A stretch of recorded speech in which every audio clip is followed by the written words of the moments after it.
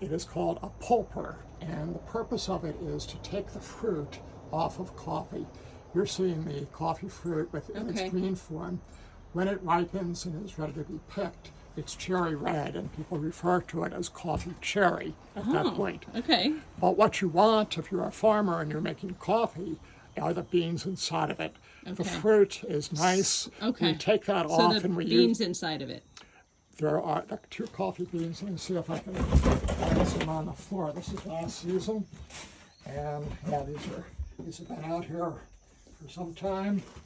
But you know, you drink coffee, don't you? Oh yeah. Yeah. So these are rather beaten coffee beans that have been at the bottom of my tank for a long time. But what happens is this machine has a drum inside that metal box there, and it has raised knobs on the drum. And as it rotates, it strips the coffee fruit off the beans, pushes it out the back. There's a big compost heap down on the other side of the mill. And then those 2 little squares there spit the beans out.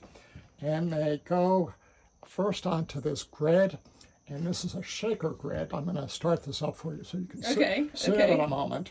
But the shaker shakes the beans through the little squares in the grid, and this is a tank of water.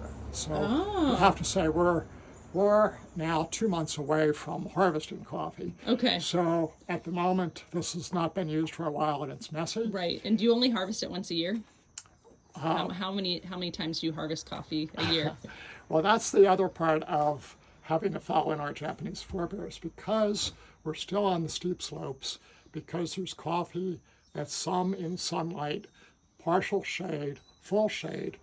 We harvest from basically late August through January. Okay. So it's a very long harvest, and it's partly where extra labor goes into picking just the ripest fruit. Okay. And that's the last part that is how I add value to my coffee is I work entirely with volunteers. People that are happy to be here and whom I instruct on how to carefully harvest coffee.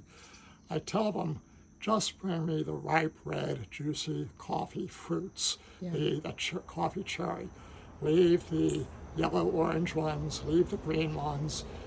If there are any that are beyond the red level, take them off and we separate them out, because those ripe red cherries are what make the best coffee. Because I'm not paying them by the hour, and I'm not trying to get them to bring me as much coffee as they can on an hourly basis, which is how most farms harvest, I get coffee at the peak of ripeness and perfection. Yeah, and if you think about it, like picked with love, you know, because they want to be here. They're doing this. It's picked continuously over that long span, September to January.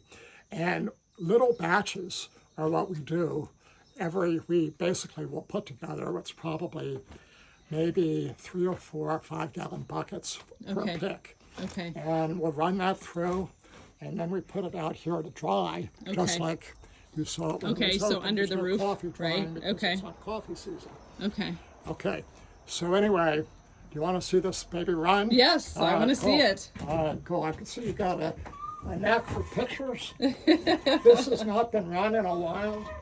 So I would say stand back a little bit. And we'll see how it does. This machine was all in pieces when I found the farm. And I was able to find the pieces and get it rolling. There's one piece. I haven't got it to run yet, but let's see how we do it. Here we go. Typically, when we're running, we're spraying it all with water because that helps lubricate the process. But this is the mill that dates from 1905. Wow. And so you're obviously not a high yield farm. You're a quality. We're a boutique farm or a small batch farm. I sell out of all my coffee every year. And